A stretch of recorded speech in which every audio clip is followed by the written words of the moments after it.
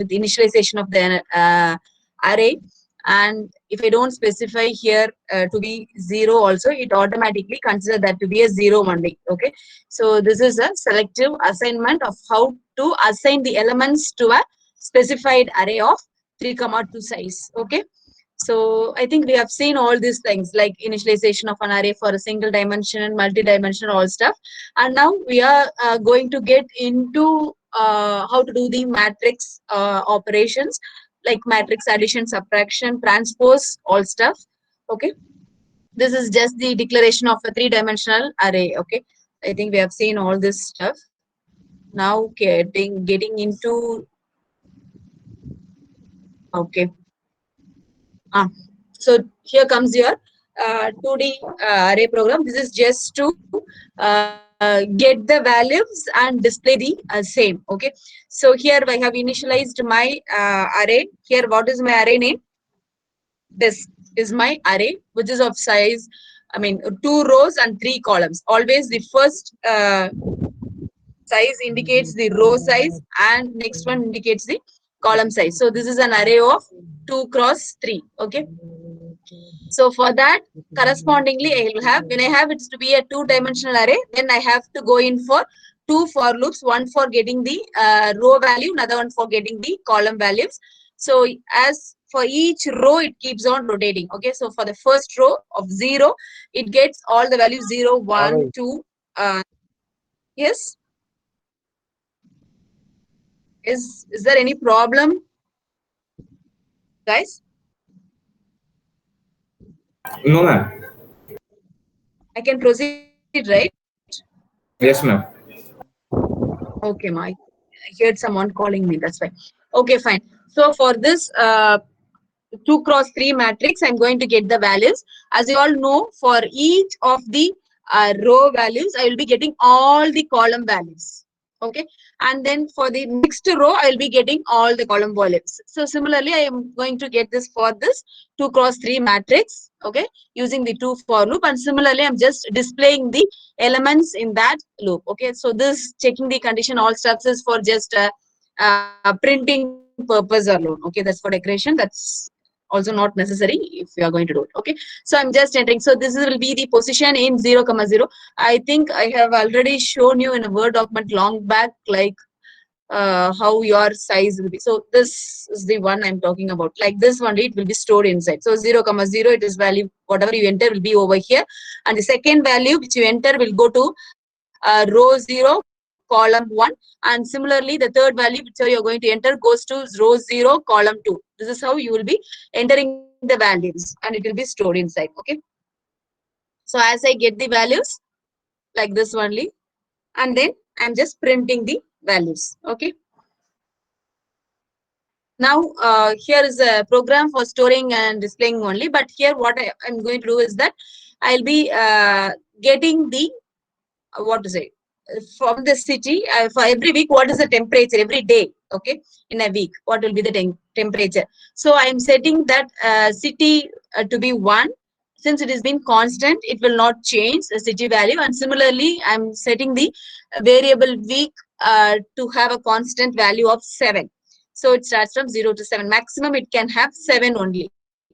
So that is in this for loop, you can directly give the value to be 1 and 7. Okay, they are just giving it in a slightly twisted manner, like the city week. Okay, so for that city, in each maximum of 7 days, right, starts from uh, 0 to 6. That is how you'll be giving. So that is why here your for loop is will be giving, I mean, will be iterating each time from 0 to 6, though it is in 7. Okay, so it checks the condition with j less than 7.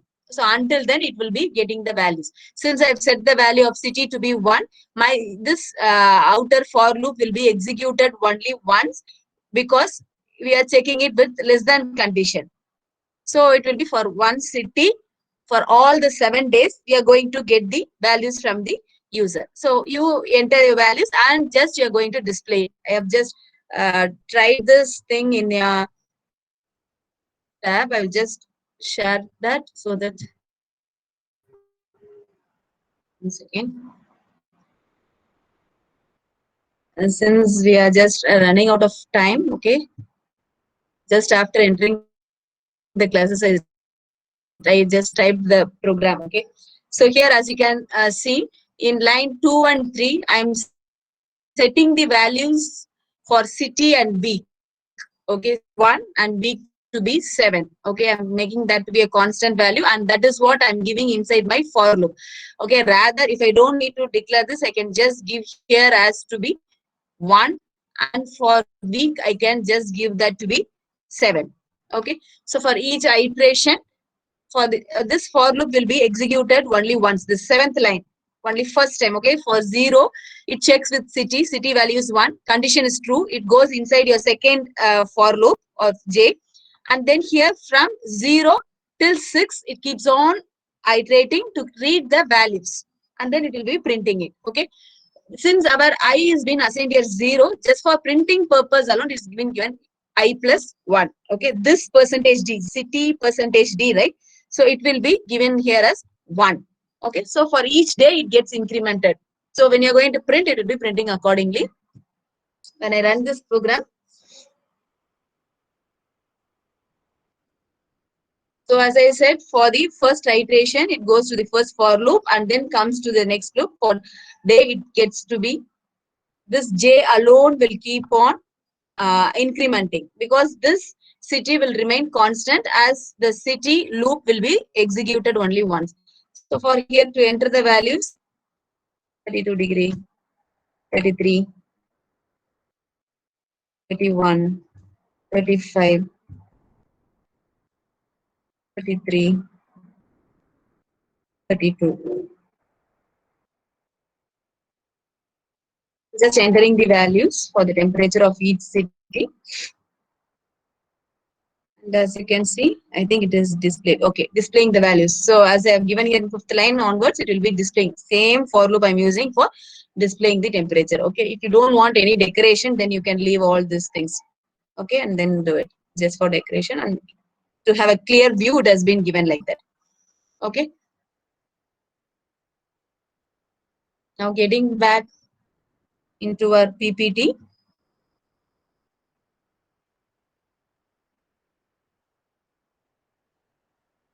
The same thing.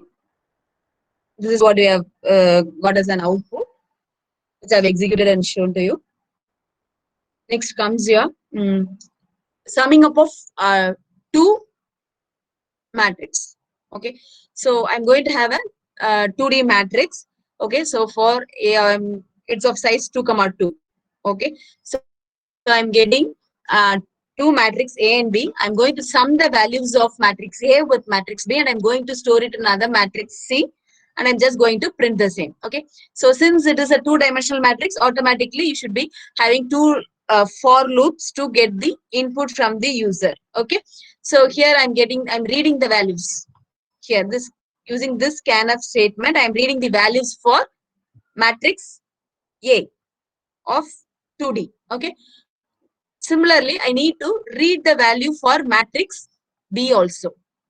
Okay, once I read these matrix, now I'm going to perform addition. So since my C matrix is also of size 2, 2, it will be just summing the value with A with B, and finally you will be printing the result.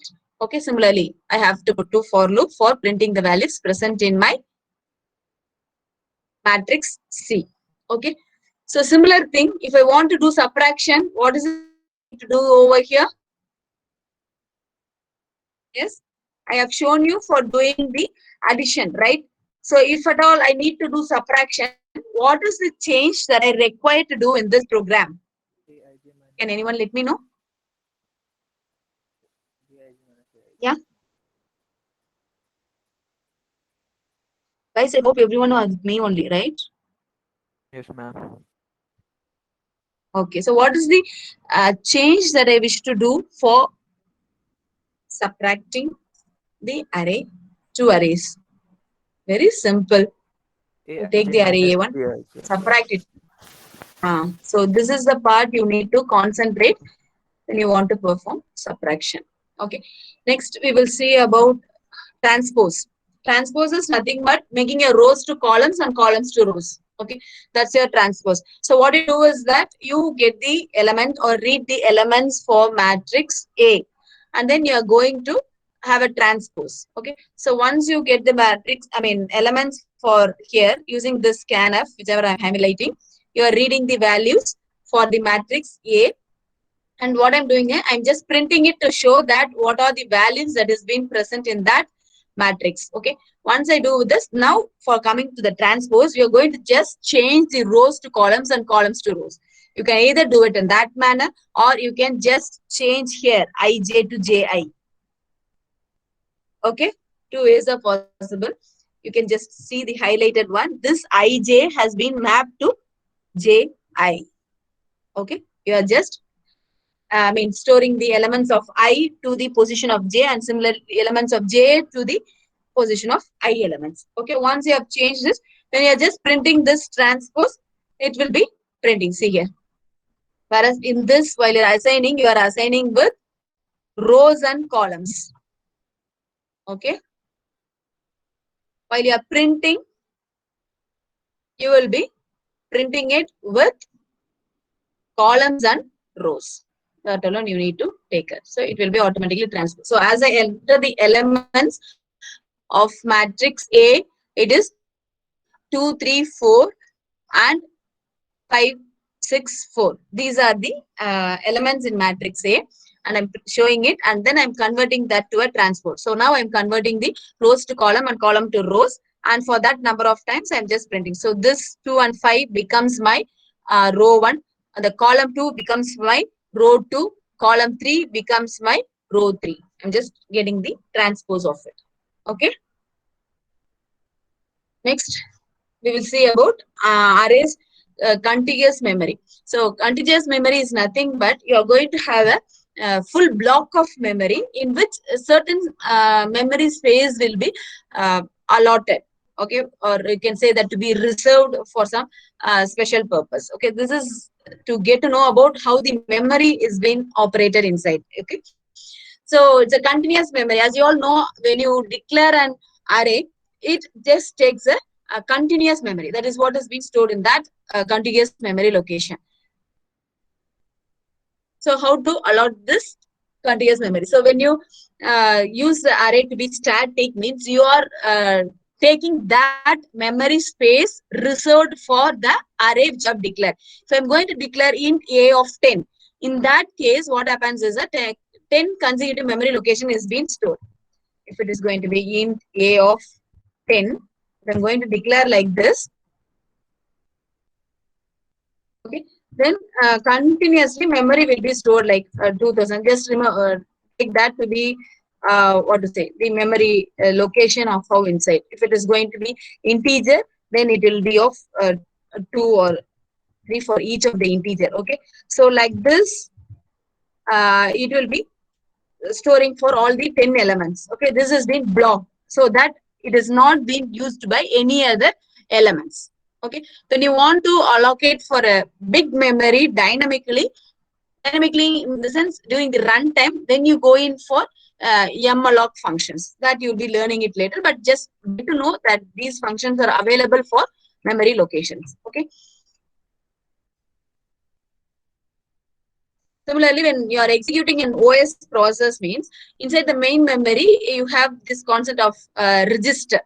Okay, that is your system automatically boots up with the help of this register, which automatically takes care. Okay, and you also have the declaration in your storage classes where you have learned about a register. Okay, so that is also memory space which states you the address of the memory where you can directly store. But here for this register, there will not be reservation of a large amount of memory and all. Only a limited memory space will be allotted. So you have to use that effectively. So now the base address will always be the starting address of the memory where you're going to start your processing purpose. Okay, so limit register is the total memory in your bytes that will be used for your processing purpose. You just need to know all these terminologies, okay, so that you will be getting better to access or MCQs or stuff. Okay. Then coming to your advantages and limitations of array. So coming to advantages that since you what to say, rather than giving the array to be like int m1, m2, m3, m4 like that, we can just say that to be int mark of 10. So it gets space reserved in a single line for all the 10 marks. Okay. And when you know that you are going to store only for 10 elements, you can specify it correctly over that, so that there is no wastage or shortage of memories in array. Okay. So this iterating the array will use the index faster when compared to normal declaration. Okay. So of multi-dimensional arrays. Then coming to the limitations, what is the demerit or what is the problem or issues with the arrays is that when you declare the size to be 10 and suppose you are going to store only 3 marks, in that case it is a problem with the static array when you give that explicitly to be the size. So you can overcome by giving that to be a dynamic array like int m open close brackets alone. If you give it, it will automatically allot the memory during the runtime depending upon the input you are going to get from the user. Okay. So the character integer values will be stored separately, separate array, but cannot be stored in a single array when you have different data types. Okay. When I want, because as you all know that array can hold only homogeneous data. That is, if I declare array to be a data type integer, then it can store only integer data type. Okay. If I want to store a floating type data, then I'm supposed to declare my array to be float. Okay. So when I want to have a combinations of data type, is it possible? Is it possible that I declare my array of integer, and is it possible for me to store a data No, type ma'am. of floating point? No, No. we Why can't. so? Because we have already Because it is defined a that homogeneous. That is, it can, yeah, whatever data type we are going to give, that data type elements only that specified array can store. This is the property of array, and we know it before itself. Okay. So, okay, if at all I want to have the combinations of data types, what is the thing I can use? Any idea? If I want to have integer floating point, that is, if I want to store a record of detail of a student, in that case, I can go in for structure or union, which consists of combinations of different data types. That I will teach you while we are into structures concept. As of now, in arrays, you don't have the facility to hold different data types in a single array. So that also is a limitation of an array. Then inserting an element in array is not that easy. So what you have to do is that you need to find the position, and then from that position you need to shift all the elements to the next position in order to insert the element. Okay. If the array size is small means you can do it faster. But if your array size is going to be more than 200 or 300, in that case you have some difficulties in processing time also. Okay. So complexity could be increased. And then similarly for deleting option also, when you want to delete an element, you have to create an empty space, and then you have to move the element, or you have to overwrite to the existing element present in that array. Okay, so find the position. So this operations are a bit difficult in arrays. Okay.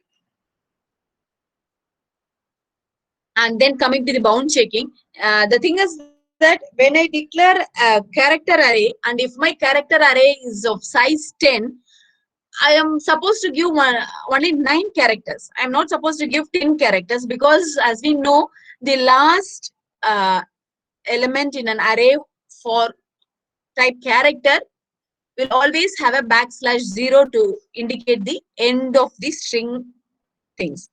Okay. So whereas coming to integer, you don't have that fact to consider. When I declare int 10, it can hold 10 integer values. When I declare a char 10, it could hold only 9 character. So that bound checking is an issue as such. Okay. Then shortage of memory. That is what I have said already, that when you declare an array to be a static data structure. Memory at the allotted the compile time only. So when you have more space for storing additional information, we cannot allot the additional space at the runtime. That is when I'm going to declare int a of 10. Okay, and then while executing or while running the program, if the user is giving the values for 20, in that case, I cannot go and accommodate.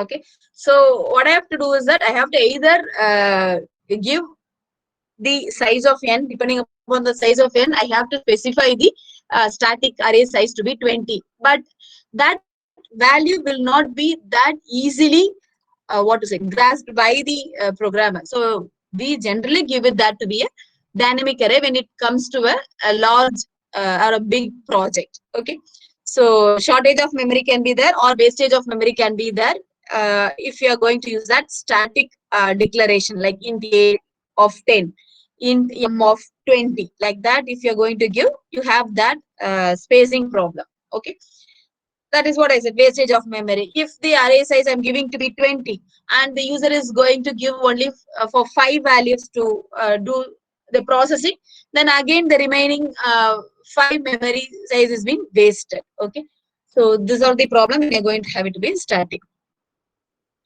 So for coming to the for real-time applications, how this will be. Okay, so in this example, are you able to spot the error? Is it okay, or will you be facing any problem?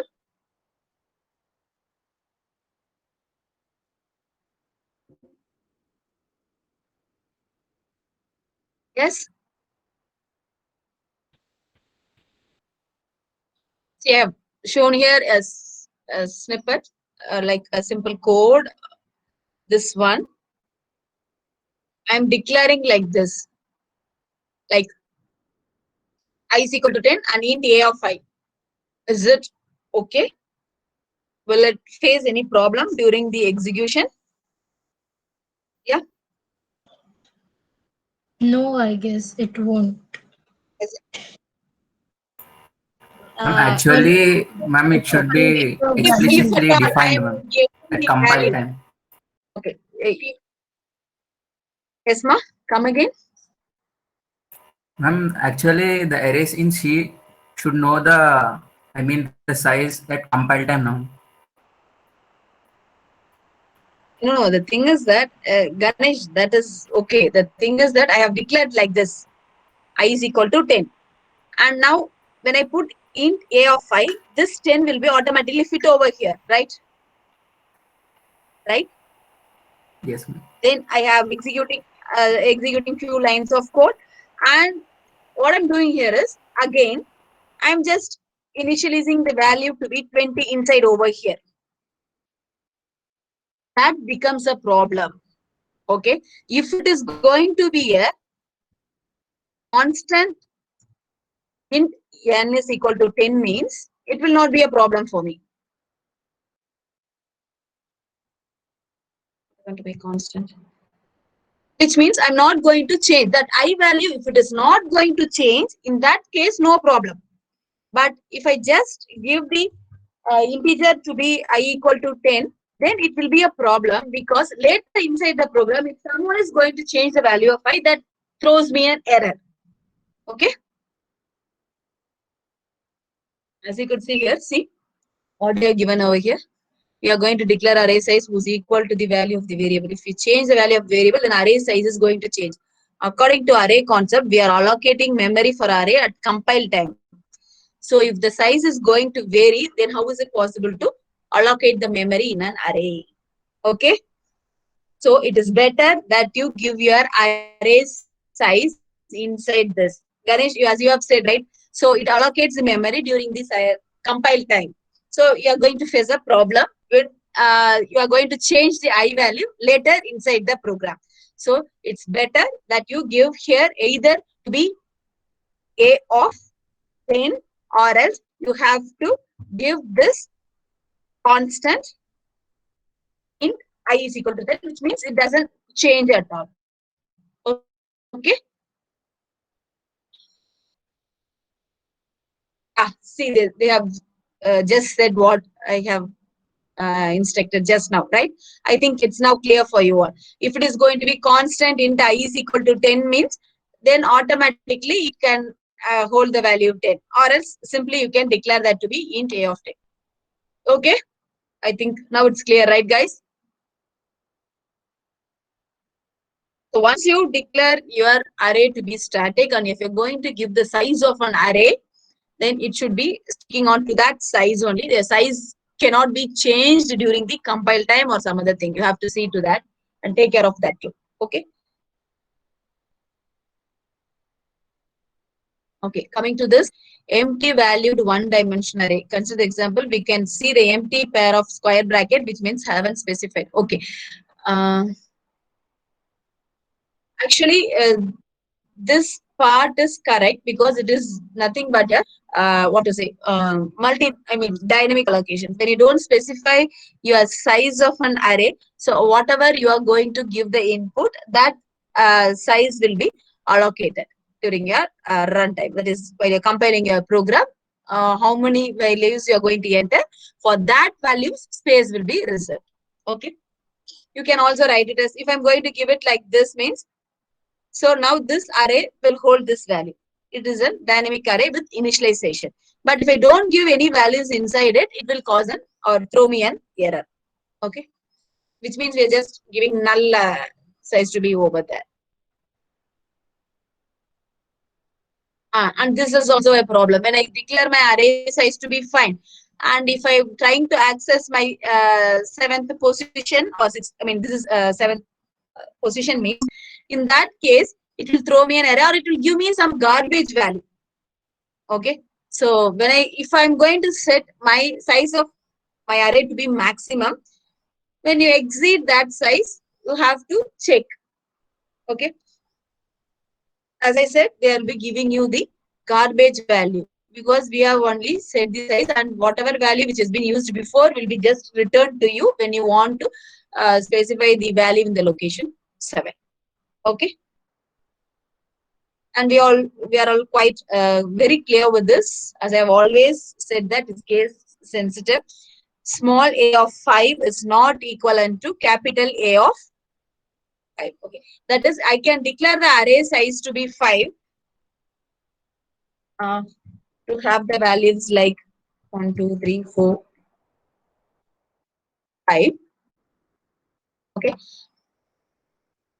but when I put here a of 2, what will be the output I'm getting? What is my output? 3. For this program where I've made the correction. Guys. 3, ma'am. 3. 3. Yeah. 3. So it goes to the, yes, position. So 0th position, 1st position, and 2nd position, it will output me 3. What if I'm going to change like this? See my printer statement now. I have just changed Error. the small a to capital A. Error. Because we have declared only this. In spite, if I have declared a sentence or something like, so A of 5.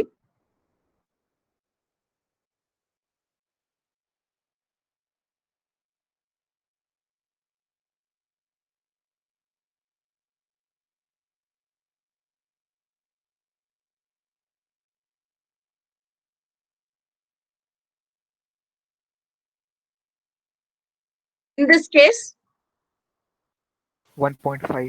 1.5. Error.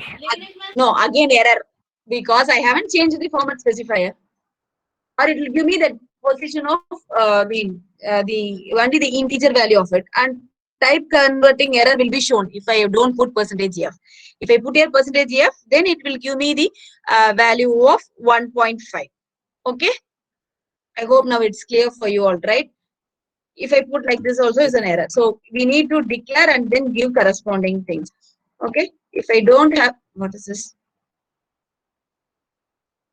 if I don't have any declaration, but still if I'm trying to output the array of capital A, it gives me an array since we haven't declared any array with capital A. Okay. So those things you need to be clear finding the errors in the given program, like that if questions are going to be there. Now we are getting into the strings concept. Okay.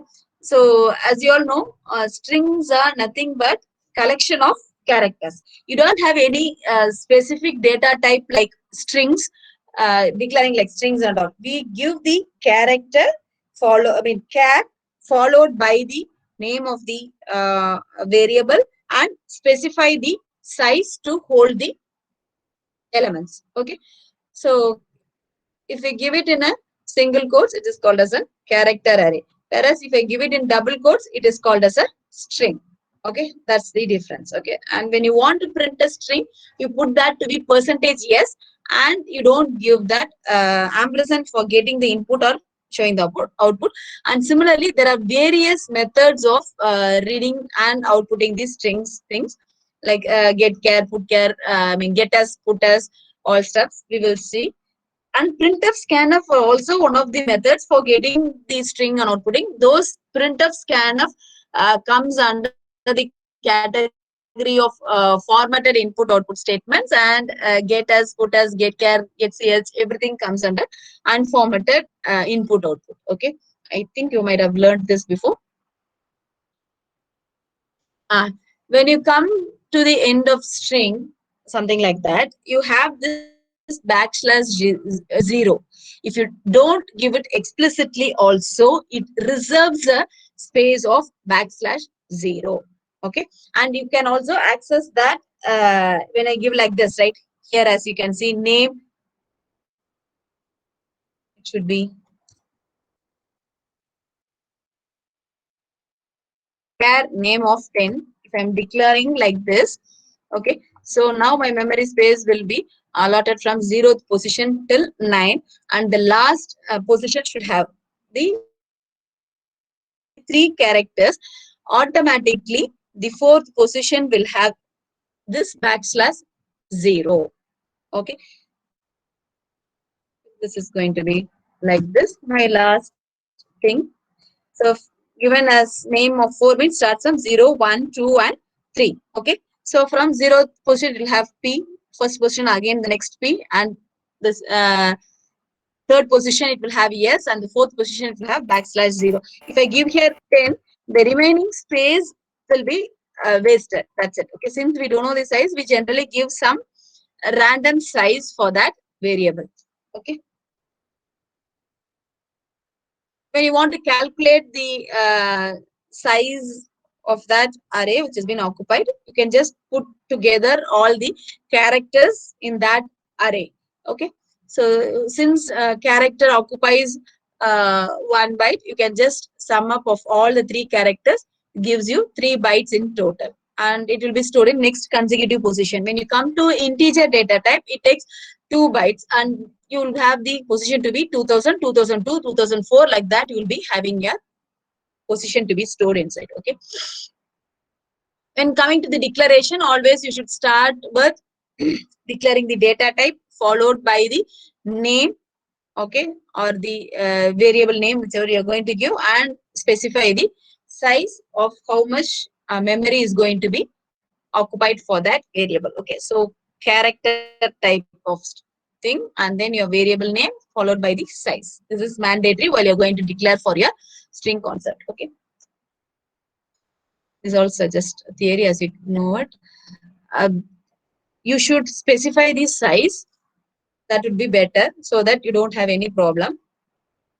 When you don't specify the size, it gives you an error like this. I don't have the data type called string to be given over here. Okay, and also you have to be very clear when you're going to use this string operations and string concepts. You should always use string.h header file. I think I have seen this in the first unit itself. Okay. Initializing the string, that is what I said, right? If I want to initialize, I have to put the data type char name city name or something like that. Inside I give 10 and double quotes, and inside with a curly braces, I can just give it in a single character, or else I can give it in double quotes the whole string there itself. Okay, you're just initializing, as I've said here, right? Char name. This is one method of initializing the array. And you have another method, like as I said, in double quotes, you will be initializing the string. Okay, and the third method is by using the pointer concept. This we will get into too much while we are going to see in pointers. Okay, now comes your string functions. So these are all some of the string functions which are available. Like getters is used to get the string, putters is used to put the string, that is to display the string, and getchar is to read one character. If you want to get a string also, you can do it by using getchar, provided you have to use a while loop concept. Okay, so while loop from 0 till the end of the string \0, you can get every character. Similarly, putchar is also used to display a character, but you can also display the string by having a while loop, the similar manner. Printf, as you all know, we have already used. Okay, then A to I is alphabet to integer conversion.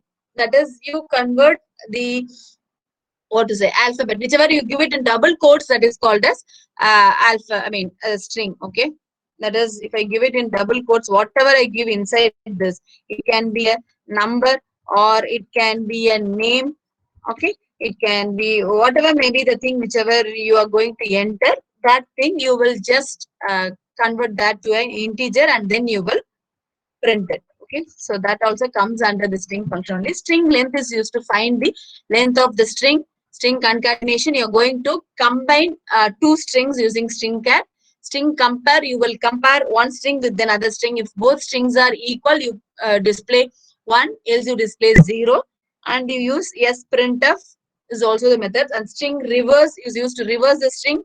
String copy is to copy the string 1 to string 2. str is to find the substring in a given string. Okay, and that is string tokenizer. One thing you will get it. Okay, you will see one by one. As I said, for accepting the string, you will use getters. So enter the name getters.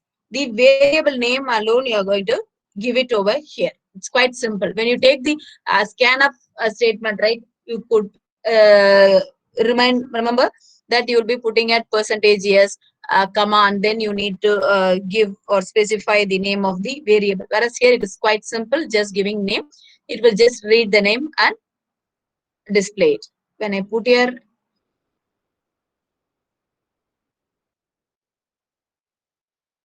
so whatever I have entered will be getting as input as. Putters is the same string will be output to you. Okay, I don't think we need to go much into the explanation. The same thing that has been said here. As I've said, that this %s has been not accepted. It's not required at all while you're going to use getters. So this is the normal scanf what we will be using. This is what I just said a minute ago. So getters name will do. Okay, even if I go give a \n or don't give a \n, it will always encounter and that will not be displayed. Putters, just like printf statement, you will be displaying the message whatever you want to give it to the user. Putters, this alone you need to keep in mind. Putters function is already, we know that it has been present in stdio.h, like printf, scat, get, ch, anything you want, you have to use this putters. stdio.h header file should be included. So as you can note over here, this string, whatever is given over here, is a variable name.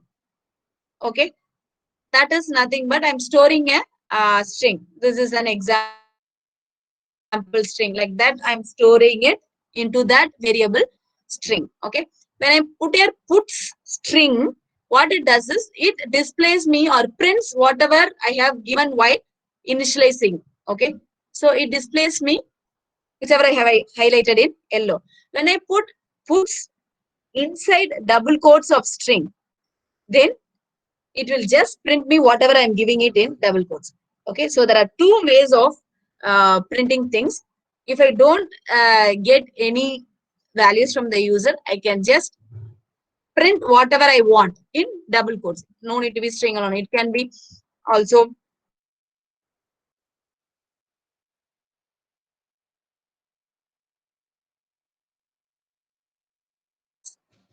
overwriting.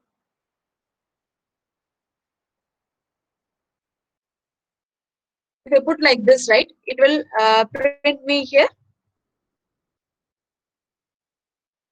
to section. So whatever I give it in double quotes, it will print as such. If I'm going to give the variable name, it will print me the data which I've stored in that variable name. Okay, I hope you got it, right? Now coming to getChar. So what getChar does is, it will read one character and then it will display. Okay, so this function is also one of the function which is used to accept a single character from the user. As I said, you can use while loop in getting this stuff. I can go to an example.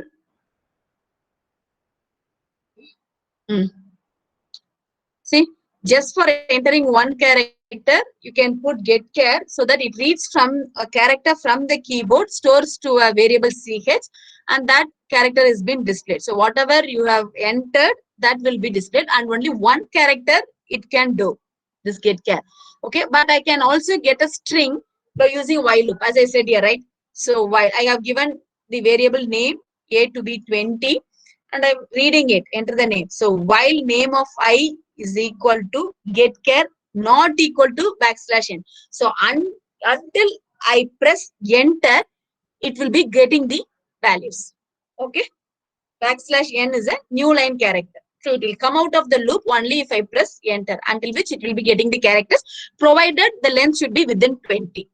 Okay, that is how I said. It will get character by character only. So whatever character you are entering with the while loop, it just checks and increments the I value and keeps on getting it.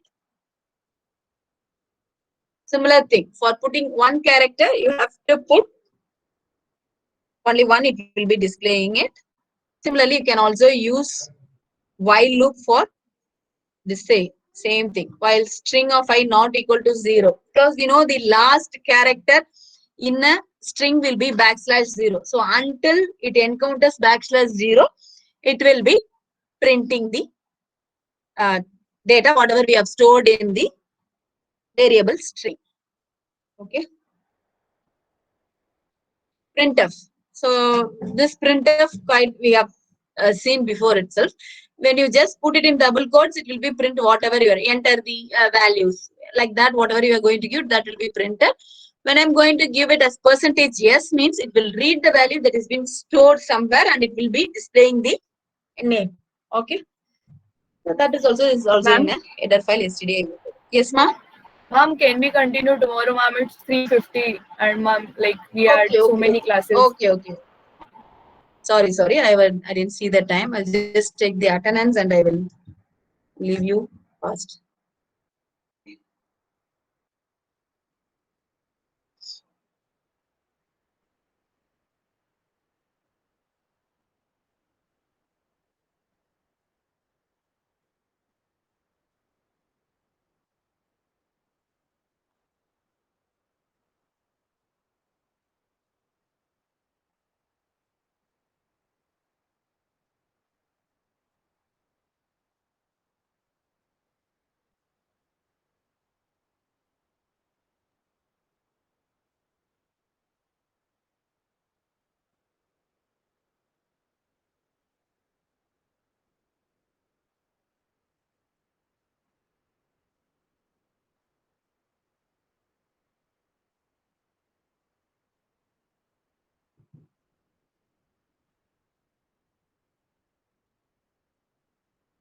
What is it not loading?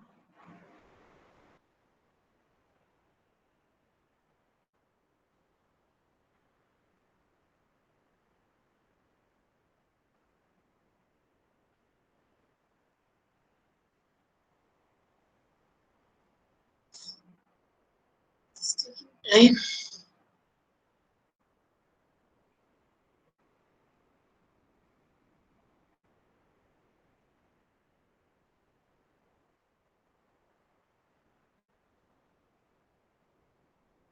I'll take the name list and get you the attendance.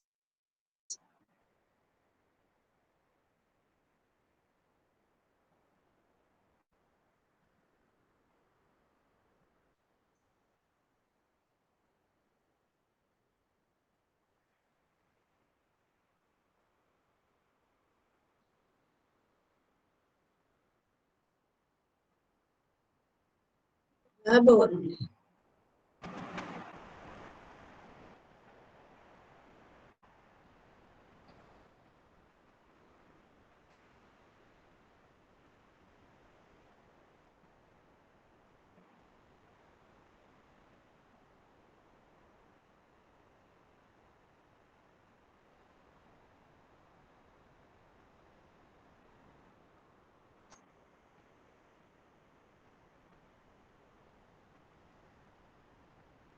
Fancy attendance 51. Atul, Present, ma'am. 51. Present, ma'am. Okay, okay, ma. 52, 53, Present, ma'am. 54, 55, Present, ma'am. 55. Abhinav. Okay, Present, ma'am. 57, Present, ma'am. 58, Present, ma'am. 59, 60, 59. 61, 59%. Okay, ma. 61, 61, Ravi Kishore.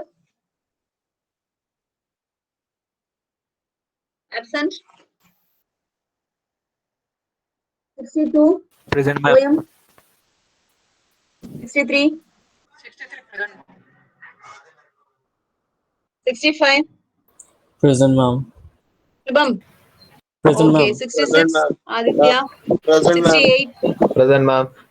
okay, 69, 71, Present, ma'am. okay, 72, Present, ma'am. 73, Present, ma'am. 74, Present, ma'am. 75, Present, ma'am. 76, Present, ma'am. Ravi Kishore. Okay, 77, Shurabhi. Present, ma'am. 78, Present, Kushi. Sir, present. Okay, okay, 79, Saloni. Present, ma'am. Okay, 80, Priya. Present, ma'am. 81, Vishav.